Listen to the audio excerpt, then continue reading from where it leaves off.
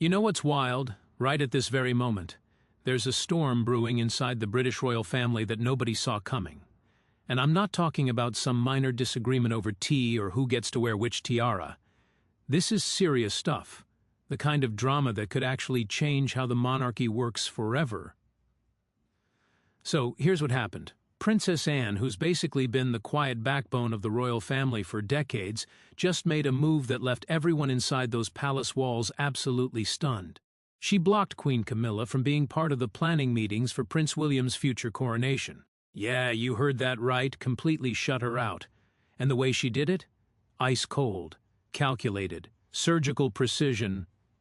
Now, before we dive deeper into this, let me paint you a picture of what the royal family is supposed to look like from the outside.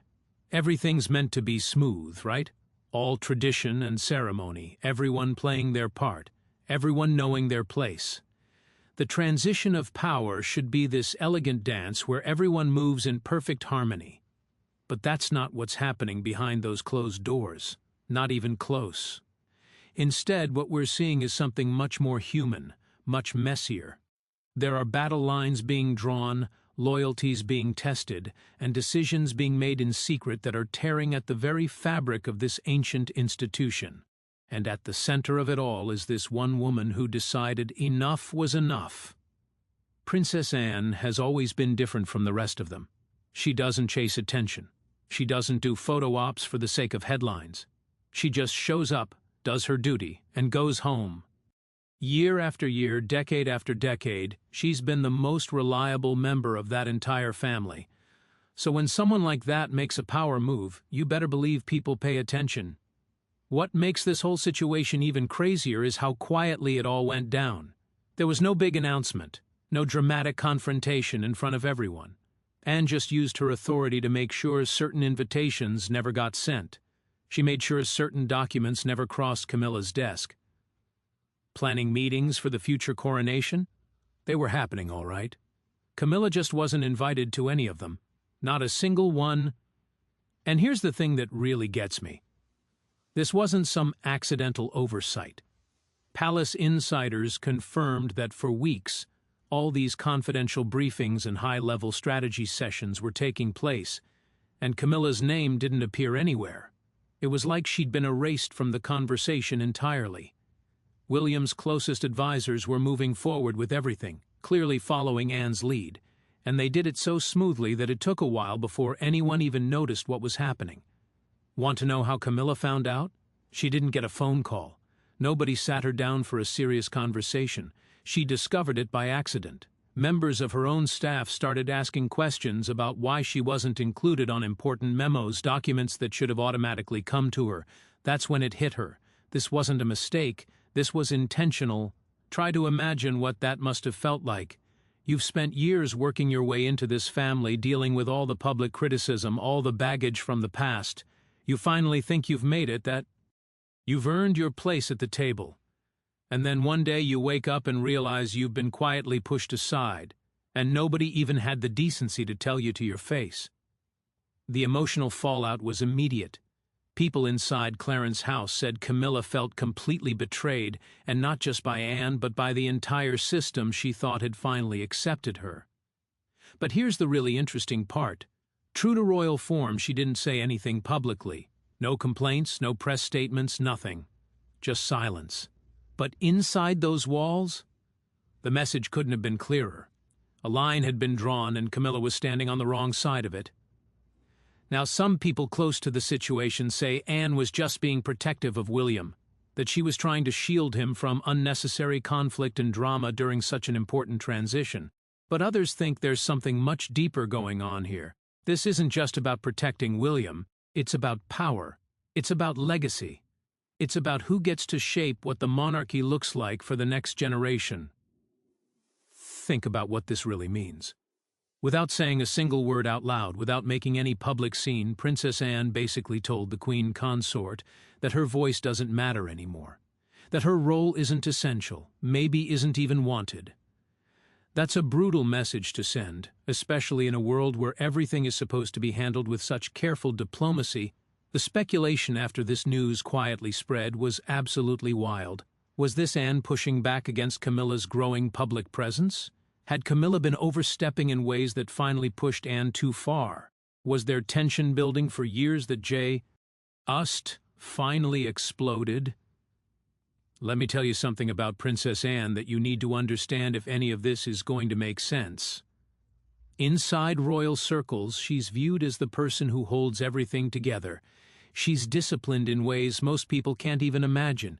She respects tradition not because she's stuck in the past, but because she understands how important it is for keeping the whole system functioning. Anne doesn't need the spotlight. She doesn't need praise or recognition. She just needs to know that the monarchy is being protected and preserved the right way. But underneath all that calm, underneath all that control, there's been this tension building for a long time. And it centers almost entirely on Camilla. From the very beginning, when Charles and Camilla first went public as a couple after all those years, Anne never warmed up to her. Not really. While other members of the family made visible efforts to welcome Camilla, to make her feel included, Anne kept her distance. She was polite, sure. She did what protocol required. But there were no warm gestures, no signs of genuine friendship, just the bare minimum of what duty demanded. And this wasn't about jealousy or some petty personal dislike. It was about principle. Anne believes deeply in the idea that royal status should be earned through years of dedicated service, not rebuilt through public relations campaigns and strategic image management. To Anne, Camilla's rise from scandal to queen consort felt undeserved. It felt like the rules had been bent in a way they shouldn't have been. There's this moment that people inside the palace still talk about. After an event at Balmoral, Anne was speaking privately with someone she trusted, and she said something that really stuck with people. She said, "Some people wear the crown for duty, others wear it for appearance." She didn't mention any names, but everyone knew exactly who she was talking about. When Charles became king, Anne's concerns only got worse. She watched as Camilla's influence seemed to grow rapidly. Camilla was getting more involved in protocol discussions, becoming more assertive during public engagements, showing more confidence in shaping how she was perceived within the royal structure. And to Anne, this wasn't growth or confidence. This was overreach. This was someone trying to rewrite the rules of their own role instead of accepting what it should be. The tension between them wasn't just about public appearances either. Behind closed doors, things got heated on more than one occasion. Palace staff claimed that Anne stepped in during at least 2 major state events when Camilla tried to take the lead on ceremonial matters. There was this particularly sharp moment at a diplomatic reception, where Anne is said to have firmly interrupted Camilla in the middle of a conversation with a foreign official and redirected the entire exchange herself. That wasn't rivalry. In Anne's mind, that was a necessary correction. Anne started having private conversations with Prince William. She warned him that Camilla's growing assertiveness was beginning to blur important lines between being a symbolic support figure and actually wielding real influence. Anne was genuinely worried that if this continued unchecked, it could destabilize the delicate balance that the entire monarchy depends on to function properly. Her concern wasn't personal, it was structural. She believed the institution itself was at risk. Those conversations, according to people who know what was happening behind the scenes, marked a major turning point. Many now believe that Anne's warnings to William planted the first seeds of what eventually became Camilla's exclusion from coronation planning. It wasn't meant as punishment, it was meant as protection. Anne saw Camilla's expanding presence not as a reinforcement of the throne, but as a potential threat to it. William was already preparing for a future that's going to be incredibly challenging. The monarchy faces pressures today that previous generations never had to deal with. Public scrutiny is intense, expectations are constantly changing. And in Anne's mind, adding unnecessary complications from within the family itself was the last thing William needed. So she made her move, quietly, decisively, without explanation. She chose to protect the future of the monarchy through silent resistance rather than open conflict. But here's where it gets really interesting. What Anne was sensing, what she was trying to prevent, William had already started feeling himself. There was this private meeting between William and Camilla just a few weeks ago, that apparently changed everything. In that conversation, the future king reportedly tried to set some firm boundaries about roles and influence, only to be met not with understanding or cooperation, but with something much colder: defiance. The tension between William and Camilla had been quietly building for a long time before that meeting. It wasn't sudden. It wasn't dramatic. It lived in those small moments, in polite smiles that didn't quite reach anyone's eyes, in interactions where something just felt off but nobody was willing to address it directly. But all of that finally came to a head during this private meeting at Clarence House. In public, William had always played his part perfectly, calm, respectful, measured, but behind closed doors, the pressure had been building. He'd been watching closely as Camilla stepped more boldly into ceremonial roles, spoke with increasing authority, and positioned herself in moments that William believed were meant to belong to the future of the monarchy, not its past. What started as personal discomfort had evolved into something far more serious. For William, this was no longer about feelings or family dynamics. This was about structure, about order, about the future crown itself. So when he requested this meeting, he wasn't coming as a stepson or even as family. He was coming as the Prince of Wales, as someone preparing for the day he would be king. His intention was straightforward. He wanted a calm discussion about boundaries, a respectful request for space. What he got instead was a test of wills. According to people familiar with what happened, William spoke directly but courteously. He explained that with coronation planning now underway, he needed room to define his reign, room to lead, to shape what it meant, to do so without feeling like he was constantly being overshadowed. He made it clear that Camilla's presence, which had once made sense and even felt necessary, was now beginning to feel intrusive.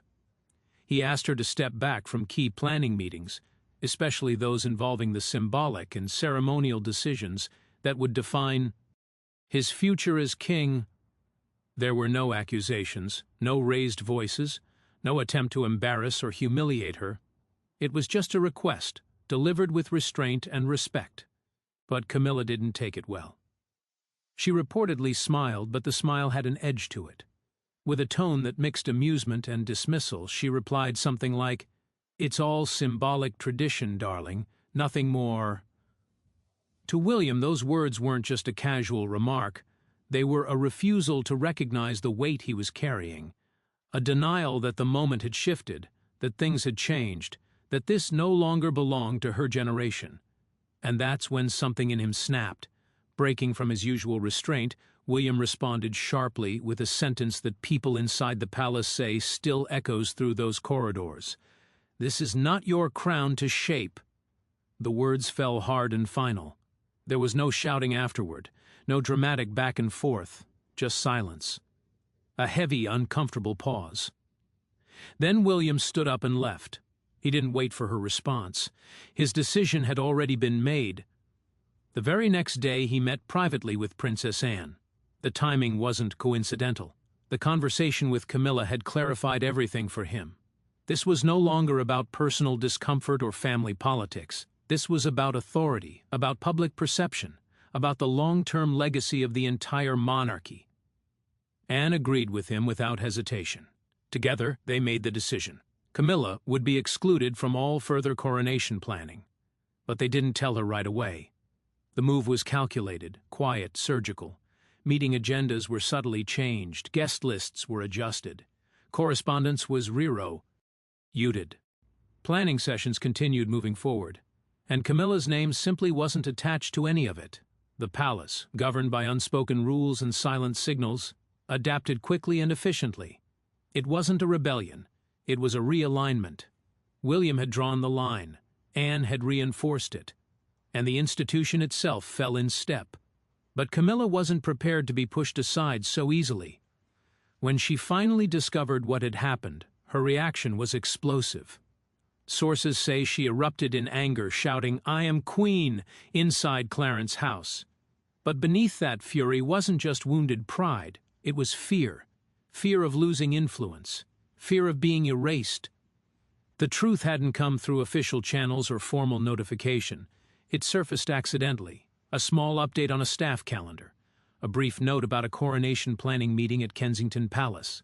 Camilla's name was missing. At first, her team assumed it was just a mistake, a clerical error. But as calls went unanswered and messages were met with silence, reality set in. She hadn't been forgotten. She had been deliberately excluded. Panic rippled through her inner circle. Advisors urged calm, restraint, discretion. But Camilla's anger spilled beyond diplomacy. This wasn't just about one meeting. It was about what that omission represented. Her voice no longer carried weight where it mattered most. Fueled by a sense of betrayal, she reportedly stormed into a private room where King Charles was reviewing state papers. The doors closed behind her. For several long minutes, raised voices echoed through Clarence House, though nothing would ever be officially acknowledged. "They cannot treat me like a guest," she allegedly cried. Charles, caught between his role as husband and his duty as king, offered no clear defense. He didn't argue with her, but he didn't step in to fix things either. His silence in that moment spoke louder than any words could have. And in that silence, Camilla understood something she hadn't expected. His loyalty, when it really mattered, lay with his son. For years, Camilla had carefully climbed her way into the heart of this monarchy.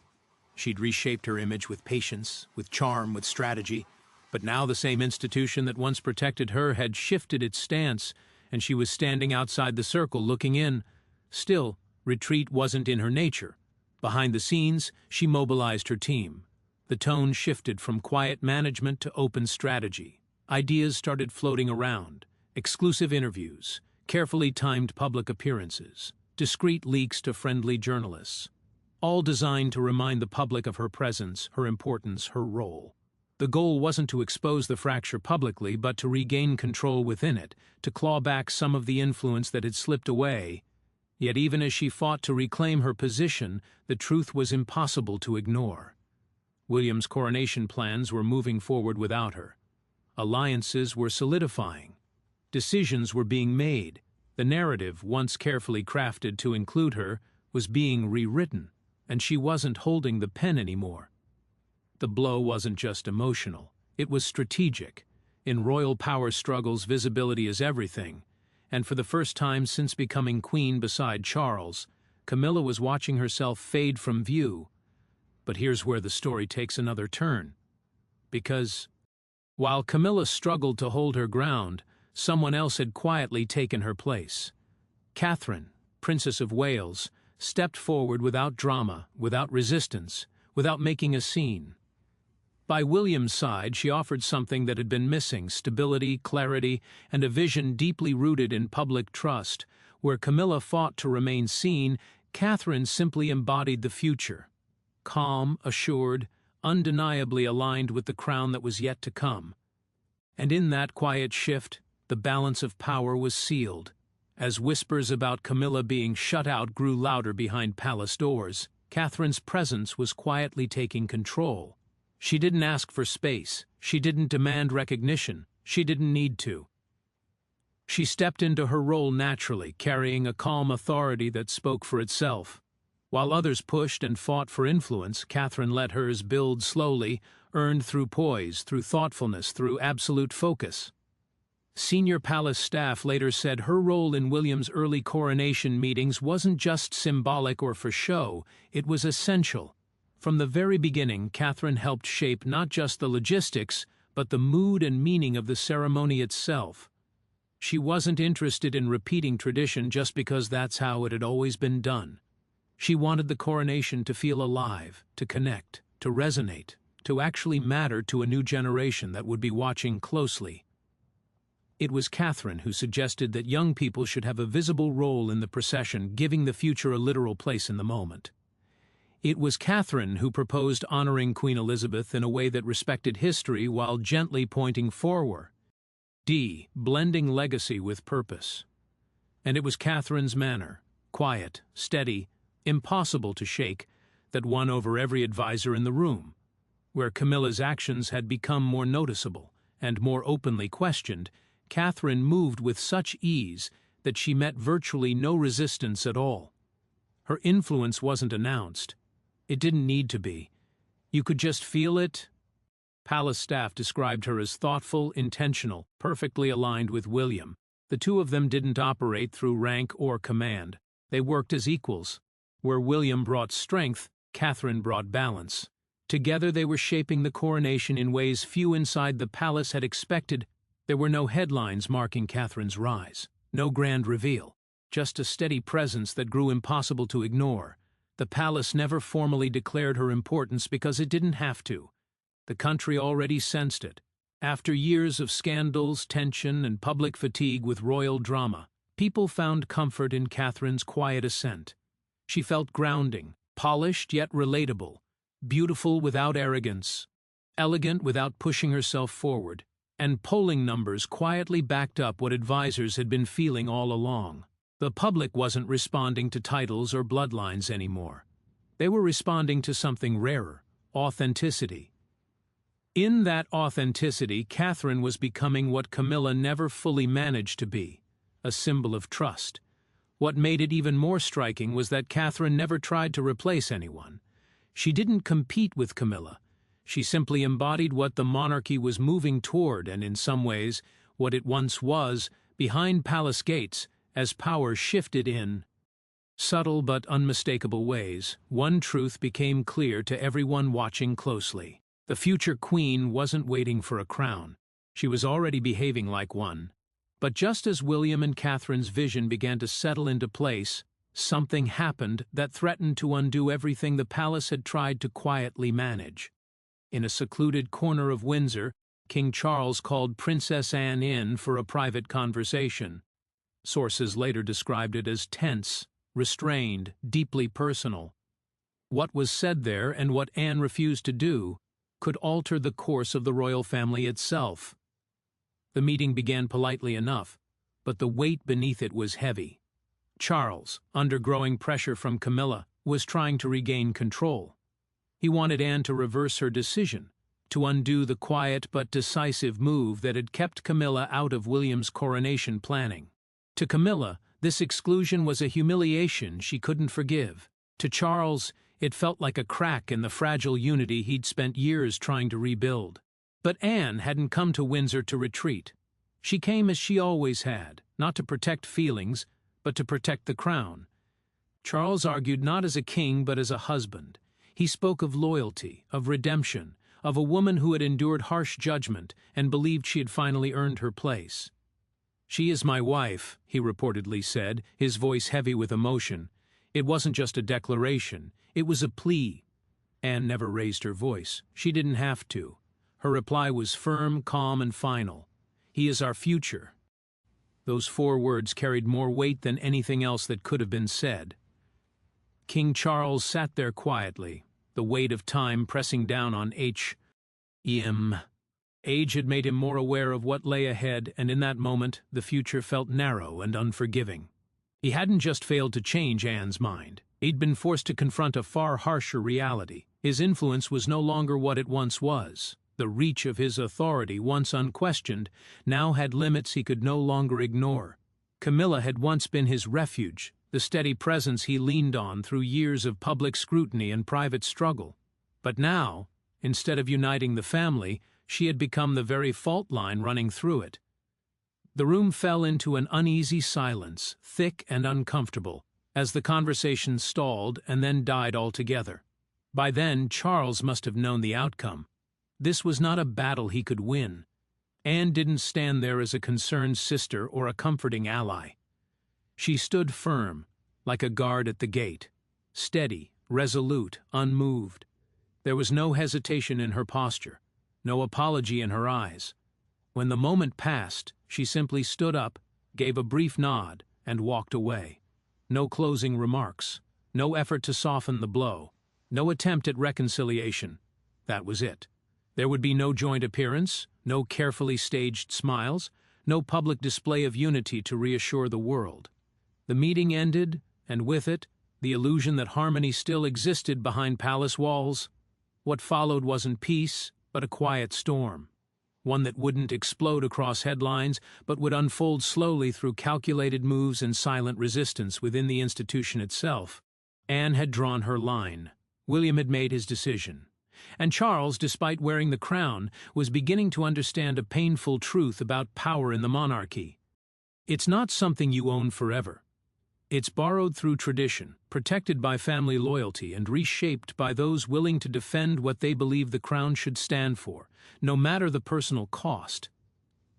As tensions reached their breaking point, palace staff moved quickly. A statement was drafted with extreme care. Every word was chosen, every phrase polished. Yet what the statement left unsaid spoke louder than anything it actually included. When the palace finally spoke, it effectively said nothing at all. The announcement was calm, brief, deliberately vague. It downplayed any internal conflict and presented a picture of smooth coordination.